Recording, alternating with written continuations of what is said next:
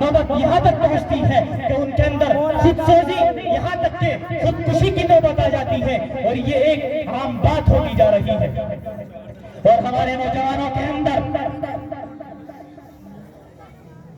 موسیقی، cinema hall کی لت، موبائل جیسا فتنہ، گانے سننا، سگریٹ نوشی، ان تمام چیزوں کی لت پڑ چکی ہے، اور خرافات میں اپنے قیمتی وقت کو ضائع کر رہے ہیں۔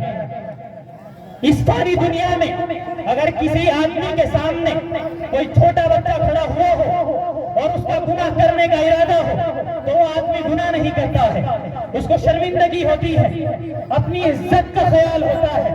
لیکن قیامت کے دن جب تمام انسانوں کے سامنے، جہاں اس کے بیوی بچے بھی ہوں گے، جہاں اس کے والدین بھی ہوں گے، اس کے گناہوں کی کتاب کو کھولا جائے گا، اس کی ریل چلائی جائے گی، اس وقت خیال کرو کہ تم کس منہ کے ساتھ ان کا سامنا کرو گے۔ اور علامہ اقبال نے کہا تھا کہ مٹ جائے گناہوں کا تصور جہاں سے اقبال، اگر ہو جائے یقین کہ خدا دیکھ رہا ہے۔ اور آج انڈونیشیا کے بعد سب سے بڑی مسلم آبادی ہمارے اس ملک میں رہتی ہے، تقریباً 138 ملین کی آبادی ہے، لیکن پھر بھی حالات ایسے ہیں کہ ہمارے مسلمان بھائی تعلیم میں سب سے پیچھے ہیں اور اقتصادیات میں سب سے پیچھے ہیں۔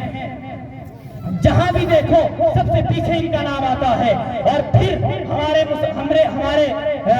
جو غیر بھائی ہیں ہم پر اتنے ظلم کرتے ہیں کہ ظلمات بعضها فوق بعض کے مانند نظر آتے ہیں۔ اس لیے ضرورت اس بات کی ہے کہ ہم اپنے ماضی کو دیکھیں کہ ہم کیا تھے اور آج کیا ہیں، اور اپنی غلطیوں کو سدھارنے کی کوشش کریں۔ اور کسی شاعر نے کہا تھا کہ رو رہی ہے آج ایک ٹوٹی ہوئی مینا اسے، کہ رو رہی ہے آج ایک ٹوٹی ہوئی مینا اسے، کل تلک گردش میری ساقی کے پیمانے رہے۔ اللہ عمل کی توفیق عطا فرمائے، آمین۔ وآخر دعوانا الحمدللہ رب العالمین۔